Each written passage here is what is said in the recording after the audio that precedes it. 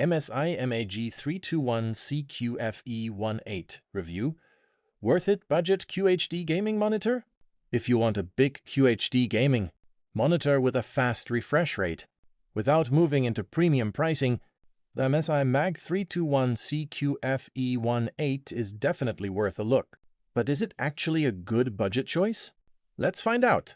If you're interested in checking out this product, I've tagged it in this video, and you can find it through the product link in the description. The MAG 321CQF E18 features a 31.5-inch curved rapid VA display with a 2560 by 1440 QHD resolution and a 150R curve. Its 180 Hz refresh rate and 0.5 milliseconds digital response time are designed for smoother gameplay, especially in fast-paced games.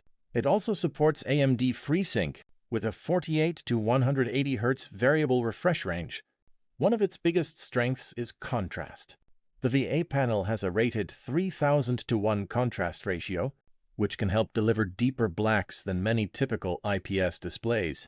MSI also rates the monitor at 300 nits brightness and lists wide color coverage, including 92% DCI-P3 coverage.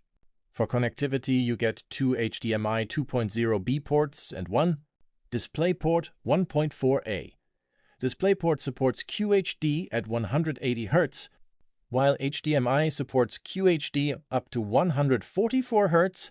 Console users also get VRR support for compatible PlayStation and Xbox setups. There are some compromises though. The monitor has no built-in speakers, no USB ports, and the stand only offers tilt adjustment. There's also no height, swivel, or pivot adjustment. HDR is supported as HDR ready, but this isn't a high-end HDR display, so you shouldn't buy it expecting premium HDR performance. Overall, the MSI MAG 321CQF E18 is a strong option for gamers who want a large 1440p screen, high refresh rate, strong contrast, and a curved design.